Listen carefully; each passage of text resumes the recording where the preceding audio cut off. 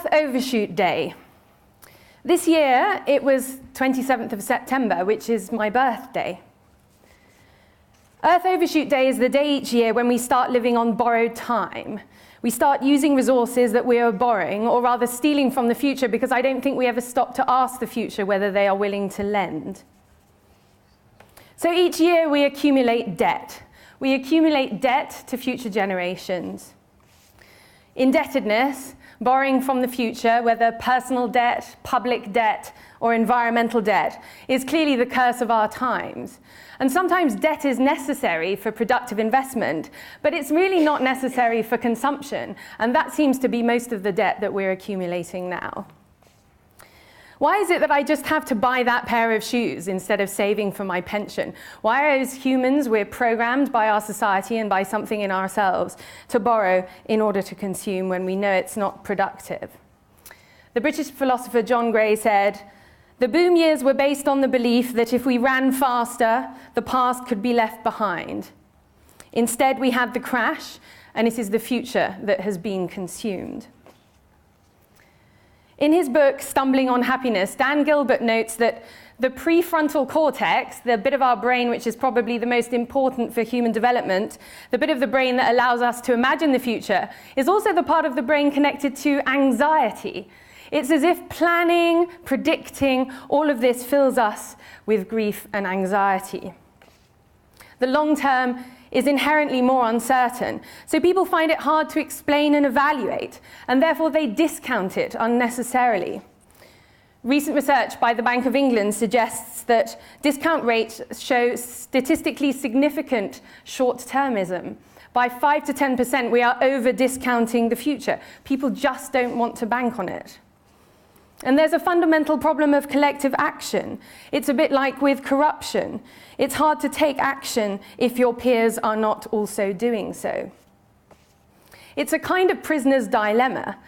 We need to get from mass defection to mass cooperation, a kind of cultural evolution. And indeed, since human language has emerged, cultural evolution is possible. Not just biological evolution governed by genetics, but we can have ideas and we can share them, and therefore culture can evolve. So I thought that, after all, as nature seems to be so much better at evolution than we are, at creating complex adaptive systems, why not ask nature why we can create this system? What evolutionary biology and mathematics tell us is that if you have two prisoners in holding cells being interrogated by police, they can either blame the other and defect, or they can hold the line and cooperate. And this is in fact very similar to what lots of organisms do. In these prisoners' dilemmas games, it's always rational to defect from the individual perspective, but it's always collectively rational to cooperate. Computer tournaments have even been held, and the best strategy always seemed to be tit for tat in these grand computer tournaments. In repeated games, if others defect and you also defect, you will win. If others cooperate and you also cooperate, you will win. But in a new book just published this year by Martin Novak and Roger Highfield called Supercooperators, they identified that tit for tat always descends into mass defection because of human error. Somebody defects by accident, and then the others defect, and then there's no escape from defection. And they discovered, again with computers, that the tactics to prevail in the long term are in fact three. You need to be generous. You need to be willing to leave something on the table. You need to be hopeful. You should always start with cooperation. And you need to be forgiving. You need to find a way back to cooperation. And this isn't some hopeless altruistic dream. This is borne out in the evolution of organisms in evolutionary biology. Random behavior leads to a prevalence of tit for tat. A prevalence of tit for tat leads to generous tit for tat. And that leads to a situation of always cooperating.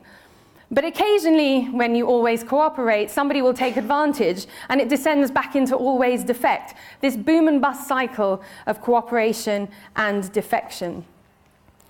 Another finding in this book is that all organisms they studied, humans could actually use the widest range of tools to cooperate, and that's why they call humans supercooperators. Humans can use the following tools. They can use direct reciprocity, indirect reciprocity, And they can use all sorts of selection, spatial selection to help their neighbors, group selection to help their friends, and kin selection to help their families. But how does this help us with global intergenerational super cooperation? Our problems are global, and our problems often involve helping people that we may never meet or may not be born yet. So the question is, how do we bridge these different groups and take advantage of the tools for cooperation, for human super cooperation?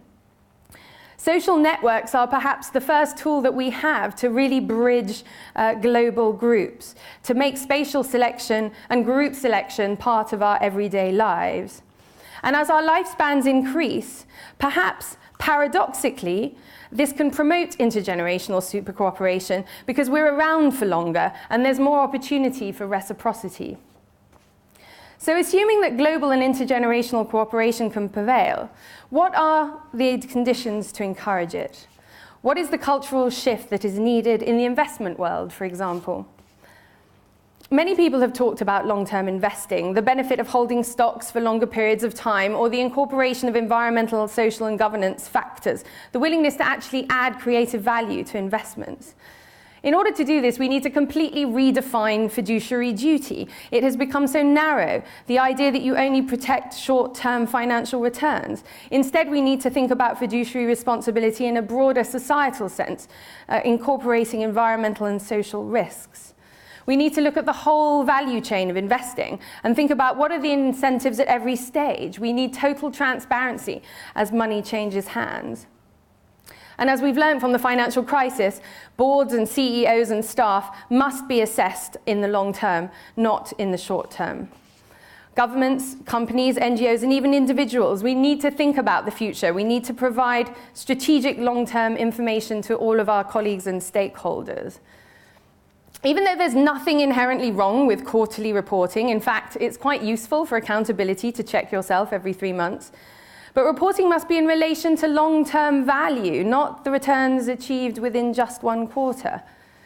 The irony of consumption is that perhaps consumer-facing businesses can emerge as sustainability leaders because they care so much about capturing future generations.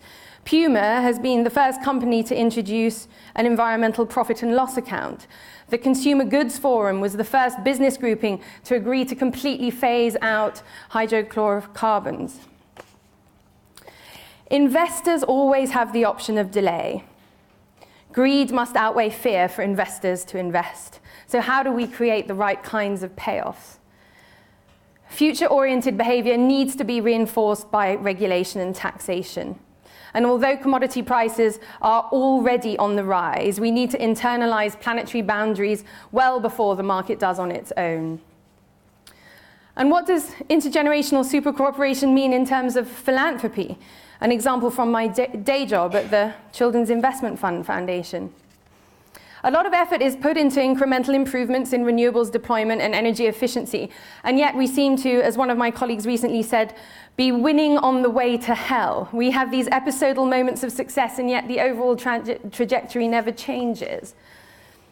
So we decided to backcast from 2050. And when you backcast from 2050, you realize that only complete decarbonization of the power sector will do. Only an emissions-free power sector is good enough.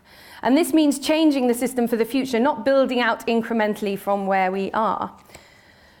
So instead of working on 2020 policies and targets and gradually inching our way towards them, we're focusing on the systems components for high penetration renewables, not 20 or 30% renewables, but 70 or 80 or 100%.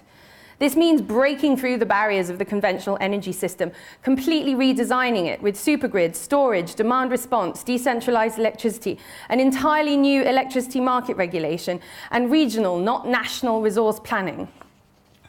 This starts with a 5-year advocacy and consensus building strategy, but it will take a lot longer. We work with our grantees on the critical path to change with quarterly reporting, but because it's urgent, not because we don't have 2030 or 2050 in mind. In the recent report, Future Crescent, the following dimensions of future-oriented leadership were identified: moving from incremental to systemic change, moving from narrower to wider scope, moving from shallower to deeper analysis and lower to higher ambition, and clearly from shorter to longer time frames. These are all dimensions of leadership which we need to start exercising now in our everyday lives and at work. I turned 18 in 1992, and before you start trying to calculate my age, I'm going to keep talking. And 1992 was the year of the Rio Summit. The UN Framework Convention on Climate Change and the Convention of Biological Diversity had been signed, including, miraculously, by the United States. So I went to university full of the promise of multilateralism, and the first major environmental treaty was already a success. The Montreal Protocol was already phasing out ozone-depleting substances. It went on to become the first treaty in human history with full universal ratification by all member states of the UN. It tackled the issue that first got my attention when I picked up a newspaper at the age of 12, protection of the ozone layer. I was horrified that humanity could be so utterly stupid. At that age, I was full of anger with the adult world, and I ran my first campaign to get the kids at my school to self-impose a CFC ban. It worked. CFCs hadn't been phased out yet. You could still choose to buy CFC aerosols or not. It never occurred to me that working at that scale was pointless, that it wasn't connected to power, to regulation, to big business. As I'm sure every young environmentalist knows, the words of Gandhi are so true. First they ignore you, then they laugh at you, then they fight you, and then you win. But the only ultimate backstop is organized citizen engagement. We have to hold not just ourselves, but government and business leaders to account. Half the world today is under the age of 27. And half the world today is urbanized. The future of the world clearly is in the hands of urban youth. Well-connected urban youth hold the key to unlocking an era of global intergenerational super cooperation.